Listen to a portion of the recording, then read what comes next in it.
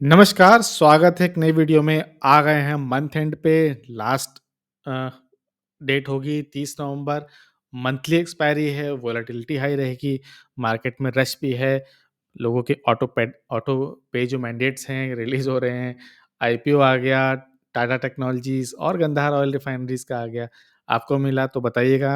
मैं हमारी किस्मत तो ऐसे ही आईपीओ के मामले में नीलपटा सन्नाटा है, तो ऑफ कोर्स ना आईआरडीए मिला, ना टाटा टेक, ना गंधार ऑयल रिफाइनरीज़। कल होगी लिस्टिंग, अच्छा गेन होने के दोनों चांस है। अल्ट्राटेक में थोड़ा प्रेशर बन गया है, जो काफ़ी दिक्कत में है, तो उसकी वजह से उनकी ग्रे मार्केट प्रीमियम में थोड़ा डेंट ज़रूर पड़ा है, बट स्टिल अभी भी 70-80% का गेन होने का अभी एस्टीमेट है या गेस वर्क चल रहा है। अगेन गंधार ऑयल में भी अच्छा गेन होगा। अगर आप आईआरडीए का भी आज देखेंगे कैसे लिस्टिंग हुई, और मार्केट का ऑप्शन चेन में देखेंगे किस तरह कहाँ मार्केट खत्म हो सकता है। सबसे शुरुआत करते हैं निफ्टी फिफ्टी की। 19,990 के आसपास से शुरू हुआ। मुझे लगा था 20,000 से टकराएगा, लेकिन 20,000 से एक ही बार रेजिस्टेंस फेस किया। अगली बार में उसको सीधा ब्रेक कर दिया और सीधा जाके क्लोज हुआ है ये 20,100 के जस्ट नीचे। टच कर दिया था 20,100 को, ऑलमोस्ट थोड़ा-सा नीचे बंद हुआ है। तो 206 पॉइंट की रैली थी। निफ्टी में रैली थी, निफ्टी बैंक में रैली थी, निफ्टी आईटी में रैली थी और निफ्टी ऑटो में रैली थी। ऑटो एंसिलरी के भी कुछ स्टॉक्स जो थे ऊपर थे, कुछ एफएमसीजी के स्टॉक भी ऊपर थे। तो ओवरऑल मेरा गेस वर्क है कि सबके प्रोफाइल, सबकी जो पोर्टफोलियो है वो ग्रीन हो गई होगी, अच्छे गेन्स हुए होंगे। मार्केट मूवर्स में आ जाते हैं। मार्केट मूवर्स में हमको सबसे पहले क्या दिख रहा है? Axis bank, hero MotoCorp, Mahindra Mahindra तो ऑटो में थी, टाटा मोटर्स भी दिख रहा है, बैंक भी थी। एचडीएफसी बैंक जैसा शेयर आज पॉजिटिव मूव किया है, बहुत ही अच्छा सिंबल है। अ, एक्सिस बैंक भी दिख रहा है हमको टॉप मूवर्स में, एचडीएफसी बैंक दिख रहा है, आईसीआईसीआई बैंक भी दिख रहा है, आईटी कंपनीज दिख रही हैं, एफएमसीजी दिख रहा है, मेटल दिख रहा है, तो बहुत ही सेक्युलर गेन था। टॉप लूजर्स में आ जाएँगे तो हमको लूज़र ज़्यादा मिलेंगे नहीं इसमें।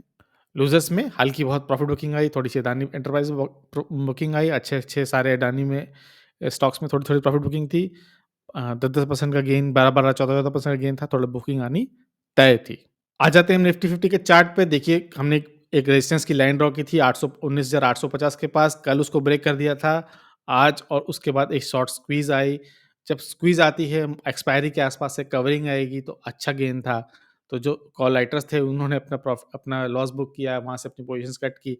अच्छा मूवमेंट आया, सीधा देखिए 20,000 के आसपास पहुँच गया, 200 पॉइंट का जंप। और जैसा कि हमने पैरेलल चैनल में ड्रॉ कर रखा है, हमारा एक्सपेक्टेशन है कि दिसंबर के बीच में से यहाँ सेंटर रैली आएगी, 20,500 का लेवल टच करेगा, उसके ऑलमोस्ट पास आ आ चुका है। अपने ऑल टाइम हाई के नज़दीक आ गया है, अब 20,500 में ज़्यादा देर नहीं बची है। लेकिन कैसी होगी एक्सपायरी, वो अभी हम ऑप्शन चेन में देखेंगे। एक बार बैंक निफ्टी भी देख लेते हैं। बैंक निफ्टी हम देखते हैं, उसमें भी हमने जो रेजिस्टेंस की लाइन ड्रॉ की थी, जहाँ हेड एंड शोल्डर्स बनाया था, उसको ब्रीच किया, एक अच्छा मोमेंटम आया। जब एचडीएफसी बैंक 2% होगा तो निफ्टी बैंक में मूवमेंट आएगा ही आएगा। 600-700 पॉइंट का मूवमेंट बहुत ही ईज़ी है अगर एचडीएफसी बैंक, जो कि बहुत बड़ा मेजर कॉन्स्टिट्यूएंट है, बोथ निफ्टी और निफ्टी बैंक दोनों में भी। तो उसको ऊपर जाना था, 700 पॉइंट ऊपर क्लोज़ हुआ, अच्छा पॉइंट था। लेकिन निफ्टी बैंक में देखोगे आप कि ऊपर इस लेवल पे 44,750 के आसपास रेजिस्टेंस है, अच्छा खासा रेजिस्टेंस है। आप देखो कि यहाँ पर इसने कई बार दिक्कत सामना किया है, कई बार रेजिस्टेंस मिला है, तो इतना ईज़ी नहीं होगा इस पॉइंट को ब्रेक करना। बट फिर भी जब मोमेंट आता है तो वो देखता नहीं कि क्या है। तो निफ्टी बैंक एक्सपायरी भी है, याद रखिएगा। मंथली एक्सपायरी जो होती है वो थर्सडे को ही होती है, चाहे निफ्टी हो, चाहे निफ्टी बैंक। तो एक निफ्टी का एक मूवमेंट भी आ सकता है और यहाँ पे इसको इश्यू हो सकता है। ऑप्शन चेन देख लेते हैं एक बार। ऑप्शन चेन निफ्टी फिफ्टी की 20,100 के आसपास हुआ है। हम आगे ऑप्शन चेन में देखते हैं। लेफ्ट साइड में देखते हैं, यहाँ हमको क्या दिख रहा है कि 20,150 के पास एक 1,40,000 का है। लेकिन देखिए 20,100 पर भी 170 का ओपन इंटरेस्ट है। लेकिन देखने वाली बात ये है कि 20,200 पे 2,50,000 का ओपन इंटरेस्ट है। ब्रीच करना इसको आसान नहीं होगा। हमको इससे क्लियरली पता चल रहा है कि 20,200 पे बहुत ही सॉलिड रेजिस्टेंस है। उसके ऊपर आप देखो 20,250, यहाँ भी 1,77,000 का ओपन इंटरेस्ट है। तो लगातार 2 solid back to back heavy मात्रा में यहाँ पे कॉल राइटिंग हो रखी है। तो इसको ब्रीच करना मुश्किल होगा। लेकिन आप देखो कि 20,100 पर भी 170 का ओपन इंटरेस्ट है। उसके आप जो राइट साइड में आ जाओ, पुट्स में देखो तो 20,100 पे सपोर्ट भी है, 2,13,000 का ओपन इंटरेस्ट है। तो आई थिंक जो मार्केट की क्लोज़ है वो 20,150 के आसपास होगी, अनटिल अनलेस कोई स्क्वीज़ आए और बहुत ही शार्प चेंज हो ओपन इंटरेस्ट में। तो ये तो खुलेगा तब पता चलेगा। लेकिन आप सबसे नीचे यहाँ देखो 20,000 पे देखो, 3,27,000 का ओपन इंटरेस्ट है। तो ये तो तय है कि 20,000 का अब सपोर्ट है सॉलिड, उसके नीचे जाना मुश्किल है और इसके नीचे आप देखोगे लगातार सपोर्ट है 20,000, 19,500, 19,900 पे ढाई 2,31,000, 19,800 पे 2,50,000 का ओपन इंटरेस्ट है। तो सपोर्ट क्लियरली दिख रहा है हर 100 लेवल पे, 50 लेवल पे। रेजिस्टेंस हमको सीधा दिख रहा है 20,200 पे। तो 20,150 के आसपास ही क्लोज़ हुआ। मैं उसको हैपीली टेक करूँगा। फिर हम नए मंथ में चलेंगे, दिसंबर में देखेंगे, सेंटा रैली के ऊपर बैठेंगे, हम उसके स्लेब पे बैठेंगे और जिंगल बेल कहते हुए नया हाई बनाएँगे। IREDA 56% के लिस्टिंग गेन के साथ आज आया, बहुत ही अच्छी लिस्टिंग थी। अ, 50 के आसपास, 52 के आसपास उसकी लिस्टिंग हुई और उसके बाद देखिए ₹32 का शेयर 50-52 पे आया, लिस्टिंग हुआ और उसके बाद मूवमेंट देखिए 60 पे इसको ट्रेडिंग इसकी स्टॉप हुई। 15 मिनट का चार्ट हमने खोल लिया है। क्लियरली देखिए, आपको में से बहुत लोग को नहीं मिला होगा। तो ज़रूरी नहीं कि अगर आपको आईपीओ मिला है तभी आपको गेन मिलेगा। अगर आपको लगता है कि अभी भी इसमें स्कोप है, आरईसी, पीईएफसी इनसे अच्छा अभी इसका पीई है, प्राइस टू बुक है और आपको लगता है कि अभी भी गेन मिलेगा, आप लिस्टिंग के टाइम भी ले सकते हो। मैंने लिस्टिंग के टाइम ही ले लिया, 10:06 पे मैंने इसकी बाइंग की थी। लिस्ट होते ही बाइंग कर ली थी, 16% का गेन है। अच्छा मोमेंट था। अगर आपने यहाँ इस कहीं भी आप ठीक है, आपने ₹52, ₹50 नहीं ले पाए। आप मान लो आपने 55 रुपए पे लिया, ₹54 पे ही लिया आप एग्ज़ाम्पल के लिए। तब भी आपने 1 दिन में 10-11% का गेन कर लिया होगा। लेकिन तभी अगर जब आपके उसके फंडामेंटल स्ट्रॉन्ग्स लगते हैं। फंडामेंटल स्ट्रॉन्ग नहीं है, तो आप चाहे 10:52 पे बाय करो, चाहे 12 बजे बाय करो, चाहे 2 बजे बाय करो, तभी होगा। पहले फंडामेंटल स्ट्रॉन्ग है, आपको लगता है पोटेंशियल है, तब आप बाय कर सकते हो। टाटा टेक्नोलॉजी के साथ भी कल यही होने वाला है, बहुत हम में से बहुत लोग को नहीं मिला होगा। अगर आपको लग रहा है कि फंडामेंटली स्ट्रॉन्ग है, आप वियतनाम की जो उनकी कंपनी है, जो जहाँ उनका क्लाइंट है उसमें दिक्कत आई है, तो उनका जीएमपी थोड़ी डाउन हो गया है बट अभी भी गेन है। आपको लगता है कि अभी भी स्कोप है ऊपर, तो आप लिस्ट होने पर भी ले सकते हो। सेम गांधार ऑयल रिफाइनरी, क्या मैं टाटा टेक बाय करूँगा? बिल्कुल नहीं बाय करूँगा। मेरे को उसमें कुछ खास इंटरेस्ट नहीं है, मैं लिस्टिंग गेन के लिए देख रहा था। गंधार ऑयल रिफाइनरी मुझे लगता है अच्छा प्लेस है। मार्केट में जैसे ही 10 बजे उसकी लिस्टिंग होगी, आई थिंक 40-50% का गेन उसमें भी आराम से मिल सकता है। लेकिन मैं तब भी बाय कर लूँगा और मैं उसको थोड़ा लॉन्ग टर्म के लिए देख रहा हूँ, फंडामेंटल्स ठीक लग रहे हैं, ग्रोथ भी दिख रही है, व्हाइट ऑयल्स में अभी भी बहुत स्कोप है। क्विकली देख लेते हैं वो स्टॉक्स जो हमने पहले भी शेयर कर चुके हैं। एचएएल में अच्छा मोमेंट था। टारगेट 1 ऑलमोस्ट अचीव हो गया है। उसके ऊपर जब ब्रेक करेगा तब देखेंगे आगे क्या करना है। डेटा पैटर्न्स भी हम पहले डिस्कस कर चुके हैं। कल प्रॉफिट बुकिंग आई थी, आज थोड़ी-सी बाइंग थी, अभी भी टारगेट के पास है। आप अच्छे से सोच समझ के इन्वेस्ट करना। याद रखिए इस चैनल में, इस वीडियो में जो भी स्टॉक डिस्कस हो रहे हैं या इस चैनल पे हम जो भी डिस्कस करते हैं, कोई भी बाय सेल रिकमेंडेशन नहीं होती। ये सिर्फ हमारी एनालिसिस होती है, एक उसको फंडामेंटली और टेक्निकली कवर करने की, सपोर्ट रेजिस्टेंस समझने की। जब भी आपको लगे कि आपको इन्वेस्टमेंट करना है, आप कंसल्ट करिए फाइनेंशियल एडवाइज़र से या उससे बेटर आप अपनी एनालिसिस करिए, मेरी या किसी और की भी एनालिसिस के ऊपर। जब आप डबल फ़िल्ट्रेशन करते हो, तो आप स्ट्रॉन्ग हो जाते हो, कोई आपको बेवकूफ़ नहीं बना सकता। आपको पता है सपोर्ट कहाँ है, रेजिस्टेंस कहाँ है, फंडामेंटल इसके कैसे हैं, कैसी ऑर्डर बुक है, कैसे इसकी ग्रोथ है। तो टाटा पैटर्न्स अगर ऑर्डर बुक स्ट्रॉन्ग है इसकी, अगर हमको देखना है तो रेजिस्टेंस हमको ने मार्क कर रखा है 2129 पर है, आप वहाँ के ले सकते हो। सीडीएसएल हम वीकली बेसिस पे ट्रैक कर रहे हैं, हमने पहले भी ड्रॉ कर रखा है। ऑलमोस्ट आधा टारगेट हो चुका है, अगर इसे 2400 के आसपास जाना है तो अभी भी टारगेट आधा रह रहा है। वॉल्यूम हमको हेवी दिख रही है, पहले की ड्राइंग है, कोई इसमें चेंज नहीं किया है, सेम है। 5 पैसा में हम इसमें ब्रेकआउट आया था, हमने देखा था कि इस चैनल का ग्रोथ आएगा, अच्छी खासी सेलिंग आ रही है, लेकिन 5 पैसा में ध्यान देने वाली बात ये है कि अगर हम इसको डेली से कन्वर्ट कर दें वीकली पर, तो देखिए कि एक एक राउंडिंग बॉटम बन चुका है, एक कप हैंडल बन चुका है। कैसे बन चुका है आप देखो, तो ये एक शोल्डर, हेड और ये राइट शोल्डर, इसका ब्रेकआउट भी आ चुका है। तो ये टारगेट होगा हमारा, इसी को क्लोन कर देंगे ऊपर। रफली मैंने ड्रॉ किया है, आप ठीक से ड्रॉ कर लेना। बहुत ज़्यादा हमारा स्टॉक दिखने वाले। सेम एंजल वन के साथ भी है। जितने भी स्टॉक्स हैं सीडीएसएल, बीएससी, कैम्स, ये सब देखने हैं हमको। जब बुल मार्केट आएगा, बुल रन आएगा, ये स्टॉक ऊपर दौड़ते हैं। एंजल वन बहुत ऊपर जा चुका है। ये वीकली बेसिस पर है, तो फिलहाल एंजल वन में हम इन्वेस्ट नहीं कर सकते, बट इस तरह के शेयर हमको देखने चाहिए। ब्रोकरेज स्टॉक्स और इंडस्ट्री से जुड़े स्टॉक, बीएससी के साथ भी सेम कंडीशन है। डेली बेसिस पे बहुत ऊपर आ चुका है। एक हल्का-सा डिप आया था। पहले भी हल्का-सा डिप आया था, जब आपको मौका मिले आप इसमें ले सकते थे। थोड़ा रिस्क हो जाता है कि बहुत ऊपर से नीचे से 5 टाइम्स बढ़ चुका है। लेकिन स्टिल अगर आपका बिलीफ है कि ये ऊपर जाएगा, तो आप इसमें अगली डिप का वेट करो। आईटीबीज़ को हम ट्रैक कर रहे हैं। आईटी इंडेक्स ऊपर था आज, अच्छा खासा गेन था, एक 1.5% था, लेकिन डेली बेसिस पर है, लेकिन एक्चुअली में हम इसको वीकली बेसिस पे देख रहे हैं। अगर हम इसको वीकली बेसिस पे लगाएँ तो देखिए कि अपने ऑल टाइम हाई से अभी भी नीचे है, एक राउंडिंग बॉटम एक पैरेलल चैनल में ड्रॉ कर रहा है। आईटीबीज़ के साथ के बाद अब बारी आती है निफ्टी 20 की। टीवीज़ में भी आज मूवमेंट था, ऊपर गया 1% आराम से, लेकिन अगेन इसको भी डेली की जगह हम वीकली बेसिस पे ट्रेंड कर रहे हैं, इसको वीकली चार्ट पे लगाएँगे। ये भी एक पैरेलल चैनल में चल रहा है, नीचे से ऊपर की तरफ आ चुका है, अभी भी ऊपर 20,500 के आस-पास जाएगा तो अभी भी ऊपर का स्कोप है। तो निफ्टी 20 और आईटी 20 जब-जब बड़ा ड्रॉप आए इंडेक्स में तो हम उसको परचेज़ करते हैं। मेरी स्ट्रैटेजी यही है, मैं सबको बोलता हूँ यही स्ट्रैटेजी हम कंटिन्यू करेंगे। इसके अलावा आर्किन केमिकल्स में हमने सपोर्ट पे ड्रॉ क्या रखी है, 2 टारगेट्स हैं हमारे, एक स्मॉल टर्म का स्विंग के लिए टारगेट 1 और टारगेट 2। डेली बेसिस पे आप ड्रॉ कर लो, वीकली बेसिस पे ड्रॉ कर लो, आपको सेम लेवल मिलेंगे। जो आपको ठीक लगे, जैसे आपकी एनालिसिस हो, वैसे उसको आप फॉलो करो।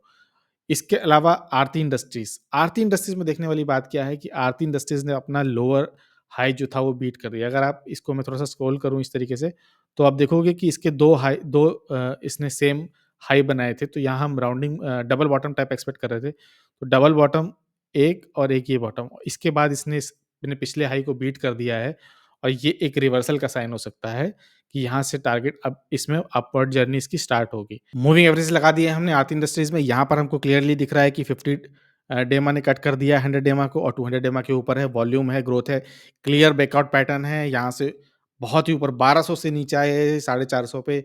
अब अगर ये ऑलमोस्ट 1200 के ऊपर जाता है, अभी याद रखिएगा फंडामेंटल्स आरती इंडस्ट्रीज़ के ठीक नहीं हुए, ये स्पेकुलेशन बाय है, ये पोजिशनल बाय है। याद रखिएगा फंडामेंटल्स ठीक होने भी ज़रूरी हैं, नहीं हुआ तो वापस 450 के वापस 400 भी पहुँच जाएगा। पर फिर भी 1200 से नीचे आ चुका है, क्लियरली मूविंग एवरेज के ऊपर है। अगर हम आरएसआई भी देखें, एमएसीडी देखें, क्लियर जंप आ चुका है, एक नया इंटरेस्ट बन गया है इसमें, यहाँ पर देखिए एक नया इंटरेस्ट बन गया है। सेम आप आरएसआई में भी देखो तो वापस नीचे जाके ऊपर आ चुका है, लेकिन याद रखिएगा यहाँ पे 76 आ चुका है, तो थोड़ा-सा थोड़ी देर कंसोलिडेट ज़रूर होगा, तो आप इस बात को ध्यान रखना। इसको हम बेसिकली हम वीकली बेसिस पे ट्रैक करेंगे, डेली से हटा के हम इसको कन्वर्ट कर लेते हैं वीकली पर और वीकली देखेंगे तो ये कहाँ से कहाँ पहुँच चुका है, याद रखिए लगातार लोअर हाई बनाए हुए था। अपने प्रीवियस हाई जो था उसको बीट कर चुका है। इस पॉइंट पे यहाँ इसको रेजिस्टेंस ज़रूर मिलेगा, पहले भी यहाँ रेजिस्टेंस था। तो 568 के आस-पास इसको थोड़ा-सा ट्रबल ज़रूर मिलेगा। उसके ऊपर आ जाता है तो आप देखो कि 50 वीकली एक्सपोनेंशियल के ऊपर है, उसके बाद देखो आप 100 वीकली एक्सपोनेंशियल भी 100 और 200 दोनों ऊपर बैठे हुए हैं। जैसे इसको ब्रीच करेगा वापस मूवमेंट आ जाएगा इसमें। तो जितना लोअर लो उतना ही हायर हाई और फिर same rounding bottom same pattern activate होगा। तो इसको हमेशा ध्यान में रखेंगे। अब जब लॉन्ग टर्म की बात हो ही रही है तो आरती के बाद आ जाते हैं टाटा पावर पे। टाटा पावर और आरती में का डिफरेंस है कि टाटा पावर्स ने अपनी जो ये लोअर हाई की जर्नी थी ऑलमोस्ट कंप्लीट कर ली है और यहाँ पर एक छोटा-सा एक राउंडिंग बॉटम बनाया है। अपने ऑल टाइम हाई के आस-पास है, इस बात को ध्यान रखना। लेकिन हम क्या देख रहे हैं यहाँ पर, हम इसको वीकली कन्वर्ट करेंगे। वीकली कन्वर्ट करेंगे तो वीकली कन्वर्ट में आपको क्या दिख रहा है, मैंने आज ट्विटर पे भी शेयर किया था ये सॉरी एक्स पे भी शेयर किया था कि वीकली बेसिस पर इसने कप एंड हैंडल बना लिया है, बहुत ही अच्छा फॉर्मेशन है। अगर इसको ब्रेच करता है तो आराम से 360 के ऊपर का टारगेट बनेगा। टाटा पावर के फंडामेंटल्स ठीक हैं, सोलर एनर्जी में है और ग्रीन एनर्जी में भी हैं। इसके अलावा टाटा का ब्रांड भी है, टाटा का आईपीओ भी डेब्यू होने वाला है और इनके पास बहुत सारे सोलर एनर्जी के नए कॉन्ट्रैक्ट्स भी हैं। तो टाटा टेक्नोलॉजीज़ फंडामेंटली अब काफ़ी सुधरा हुआ है, नए कॉन्ट्रैक्ट्स हैं, नए ऑर्डर हैं और टेक्निकल बेसिस पर भी एक कप एंड हैंडल का फॉर्मेशन हो चुका है। याद रखिएगा ये वीकली बेसिस है, वीकली बेसिस को ब्रीच करने में भी उतना ही टाइम लगता है और मूव करने में भी उतना टाइम लगता है। तो अगर आपके पास सुकून हो, पेशेंस हो तो ही इसमें एंटर करिएगा। सोच समझ के एनालिसिस करना है, फिर करना है ये नहीं कि मैंने बता दिया कप एंड हैंडल तो आप सीधा कूद पड़ो, फिर नीचे आए तो आप मुझसे पैसे माँगो, मिलने वाले हैं नहीं। अगेन अच्छा फॉर्मेशन है, इसको हम ट्रैक करेंगे। इसके अलावा आ जाता है जुबिलिएंट फूड में आप देखिए एक पैरेलल चैनल बना हुआ है और लगातार हाई बनाया जा रहा है और अब अपने इस पैरेलल चैनल के अपने टारगेट के पास आ चुका है। लेकिन अगेन जुबिलेंट फूडवर्क्स को हम देखेंगे डेली की जगह वीकली बेसिस पर क्योंकि ये भी बहुत ऊपर से आया हुआ है और बहुत सारे इन्वेस्टर्स में अभी भी फँसा हुआ महसूस कर रहे हैं। तो अगेन इस चैनल के टॉप पे इसका रेजिस्टेंस ज़रूर है और उसके ऊपर भी रेजिस्टेंस है 632 के आसपास। तो 600 से ऊपर निकलेगा फिर हम इसमें दोबारा इंटरेस्ट जगेगा। एक क्लियरली एक डबल बॉटम टाइप का पैटर्न बना हुआ है और अगर इसको ऊपर जाना है तो अगेन राउंडिंग बॉटम बनेगा वीकली बेसिस पर सुकून से। अगर आपके पास सुकून पेशेंस हो और आपको लगता हो कि जुबिलेंट फूडवर्क्स फंडामेंटली ठीक है तो उसमें एंटर करेंगे। लास्ट में आ जाता है हमारे पास एक शेयर जिसको हम देखेंगे वो है एथर इंडस्ट्रीज। केमिकल इंडस्ट्री कंपनी है, आज बहुत भारी सेलिंग थी, बहुत बड़ा वॉल्यूम डिक्लाइन था। क्यों? क्योंकि उनकी इंडस्ट्री में गैस लीकेज हुई, एक्सप्लोजन हुआ, उसमें 25 वर्कर्स जो हैं वो इंजर्ड हैं, बैडली इंजर्ड हैं। उम्मीद करते हैं कि वो ठीक हों। उसके लिए स्टॉक में पिटाई हुई, काफ़ी सेलिंग आई। अब होगा क्या? इंश्योरेंस से पूरा पैसा तो देखिए सभी फैक्ट्रीज़ इंश्योर्ड होती हैं, तो इंश्योरेंस से पूरा पैसा तो नहीं आएगा कंपनी, हम सिर्फ़ कंपनी की बात कर रहे हैं, ह्यूमन जो इफ़ेक्ट हुआ है, जो लोगों को तकलीफ़ है, वो पैसे से नहीं आ सकती, बट स्टिल अगर हम क स्टॉक मार्केट में देखें तो इंश्योरेंस से थोड़ा पैसा आएगा, लेकिन यहाँ इश्यू क्या है कि अब कैसे वो गैस लीक हुई, कैसे वो फायर कॉज़ हुई, इन्वेस्टिगेशन होगा, ऑडिट होगा, क्या कोई कमी निकलती है, क्या कोई पेनल्टी लगेगी? दीपक नाइट्राइट में भी सेम हुआ था, अगर आपको याद हो थोड़े दिनों पहले, तो दीपक नाइट्राइट की भी फैक्ट्री में आग लगी थी, उनको एक पोर्शन उनको बंद करना पड़ा था।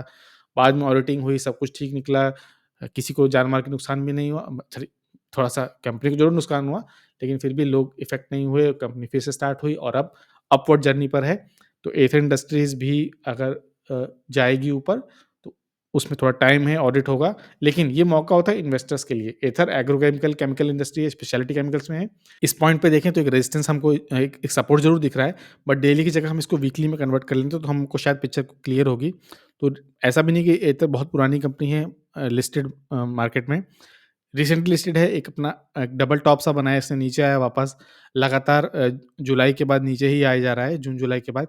लेकिन इस पॉइंट पर भी एक हल्का सपोर्ट है, लेकिन असली सपोर्ट हमको अ, इस लेवल पर दिख रहा है, 817 लेवल के ऊपर। ठीक है, 830 लेवल पर है, अगर आप पोजिशनल बायर हो, तो और आप रिस्की बायर हो। याद रखिएगा, अगर आप रिस्क टेकिंग आप में कैपेसिटी है, तो ही एथर इंडस्ट्रीज़ में उड़ना, वरना रहने दो, बहुत सेफ्टी कंपनी है। बैंक्स, एचडीएफसी बैंक भी आज काफ़ी मूवमेंट किया है। आईटीबीज़, निफ्टी 20 में आप ट्रैक करो। अगर आप रिस्की प्लेयर हो, तो इसमें एंट्री करना, और मैं तो कह रहा हूँ थोड़ा-सा कंसोलिडेट हो जाए वीकली बेसिस पर, तब आप इसमें एंटर करने का प्लान करना। मैं इसमें फ़िलहाल करने का अभी एंटर करने का प्लान नहीं बना रहा हूँ, लेकिन अगर अच्छी अपॉर्च्युनिटी मिली, कैश भी पूरा बर्न हो चुका है, अगर थोड़ा-सा आया कैश, तो इस पोज़ीशन में एंट्री करने की बनेगी। जिस तरह आरती इंडस्ट्री नीचे था, फिर ऊपर जाएगा, इस तरह ये भी दीपक नाइट्राइट की तरह फायर इंसिडेंट के बाद ऊपर जा सकता है।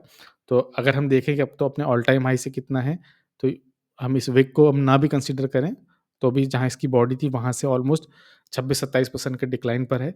तो अगर इस सपोर्ट लाइन पर आया, तो वापस अगर अपने ऑल टाइम हाई पे गया, तो एक अच्छा स्कोप बनेगा। आरती इंडस्ट्रीज़ में भी सेम पैटर्न है, याद रखिएगा। आरती इंडस्ट्रीज़ अगर अपने 1200-1200 के अपने अपने ऑल टाइम के हाई छुआ, तो 3 टाइम्स, याद याद रखिए, 3x हो जाएगा, तो आपको ये बात याद रखना है। और अभी भी जिस पोज़ीशन पर है, वहाँ से भी अपने ऑल टाइम हाई के आस-पास गया है, तो 110% का गेन है। तो रिस्की बेट्स है दोनों, केमिकल इंडस्ट्रीज़ में एक टर्न अराउंड आना चाहिए। टर्न अराउंड आया तो वेल गुड, नहीं आया तो आपको थोड़ा-सा लॉस झेलना पड़ेगा। तो याद रखिए, ये रिस्की बायर्स के लिए है, रिस्की इन्वेस्टर्स के लिए है। अगर आप में रिस्क टेकिंग कैपेसिटी है, तो ही आप इसमें इन्वेस्ट करना। ये था मार्केट प्रीव्यू, हमने ऑप्शन चेन देख लिया, निफ्टी, निफ्टी 20, आईटी, पुराने स्टॉक्स की कवरिंग, नए स्टॉक्स में अपॉर्च्युनिटीज़ का मौका, टाटा टेक और गंधार ऑयल की लिस्टिंग के बारे में भी जाना, कैसे हम करेंगे। कैसा लगा एनालिसिस, कैसा लगा वीडियो, ज़रूर शेयर करिए। हम एक नए चैनल है, अपने फ्रेंड्स के साथ शेयर करिए वीडियो, हेल्प करिए ग्रो करने में, सब्सक्राइब करने के बारे में सोचिए। वीडियो को देखने के लिए बहुत-बहुत धन्यवाद।